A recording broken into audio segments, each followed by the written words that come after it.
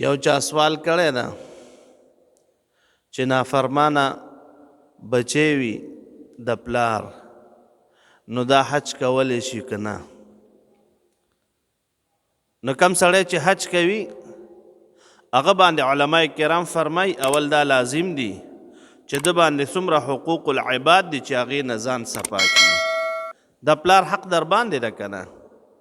د رور حق در باندې ده، د مور حق در باندې ده، د رشته دارو حق در باندې ده، داسې د ګاونډي حق در باندې ده. نو پکار دا ده چې ته د الله پاک جل شانه مبارک کور له دی بیت الله شریف له، نو پکار دا ده چې اول د پلار راضي کې، خاندان د راضي کې څوک تر نه خپوي، رشته دار د راضي کې څوک تر نه خپوي، ګاونډیان د راضي کې څوک تر نه خپوي. او کو حج دی وکړو پلار در نه خپوي او تا باندې حج فرض وي نو حج دی ادا شوی ده او فرض در نه ساقط دی، حج دی شوی ده.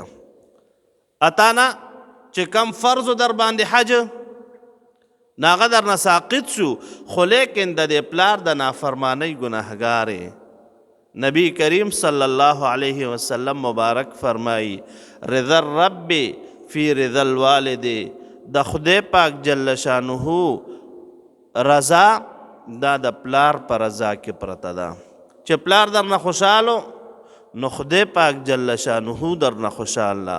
و سخط الرب فی سخط الوالد، نبی کریم صلی الله علیه وسلم مبارک فرمایی د خدای پاک جل شانه نافرمانی دا د پلار په نافرمانی کې پرته ده.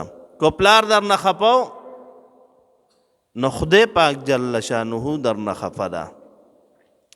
زمونږ په دې کتابونو کې لیکي شیخ الحدیث حضرت مولانا محمد زکریا نور الله مرقده مهاجر مدنی، هغوی هم فضایل اعمال کې دا واقعه ذکر کړې ده چې مور و پلار در نه خفه وي، ګوره خدای پاک جل شانه در نه خفه ده. یو ځل یو پیغمبر علیه السلام مبارک په زمانه کې یو کس و، ناغه د وفات ټیم ورله راغو، وفات بیمار شو او داسې حالت و چې بس وفات کېدو ته نږدې و. جناب نبی کریم صلی الله علیه وسلم مبارک ته خبر لاړو، ویسې پلانې ده او کلمه نشي ویلی، ژبه په کلمې باندې نه راوړي، کلمه نشي ویلی او ژبه په کلمې باندې نه ګرځي. جناب نبی کریم صلی الله علیه وسلم مبارک تشریف راوړو او تپوس یې ترنه وکړو، وی د ده څوک شته؟ وی او صاحب یو مور شته. نو مور بیبي پسې خبر لاړو او هغه راغه، هغې ته جناب نبی کریم صلی الله علیه وسلم مبارک فرمایي وی ګوره کو ستا د ازوی څوک په اور کې اچوي نو ته به څه کوې؟ وی نه، وی صاحب زه به خفه کېږم، صاحب زه خفه کېږم. جناب نبی کریم صلی الله علیه وسلم مبارک ورته وفرمایل چې کو چرته ستا دا بچی په داسې حالت کې مړ شو چې ته ترې خفه یې، ته ترې خفه یې؟ وی او صاحب زه ترې خفه یم. وی کو په داسې حالت کې مړ شو نو بیا خو د جهنم اور پروت ده، وی دا ده ته معافي وکړه، امور بیبي ورته معافي وکړه، د هغې کس په خولې باندې کلمه جاري شوه او چې کلمه مبارکه یې ووی بس روح پرواز کو. جناب نبی کریم صلی الله علیه وسلم مبارک خوشحاله شو چې زما امتی خدای پاک جل شانه جنت ته بوتلو.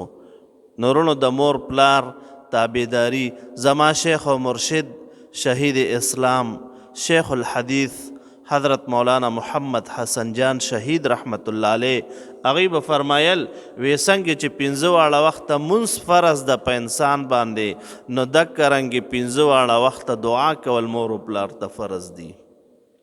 خدای پاک جل شانه قرآن شریف کې بیان فرمایي وقضا ربک الا تعبدوا الا ایاه، دا مې فیصله ده. خدای پاک جل شانه فرمایی دا زما فیصله ده چې عبادت په زما کوي، زما عبادت په کوي، څوک په سر نه شریکوي.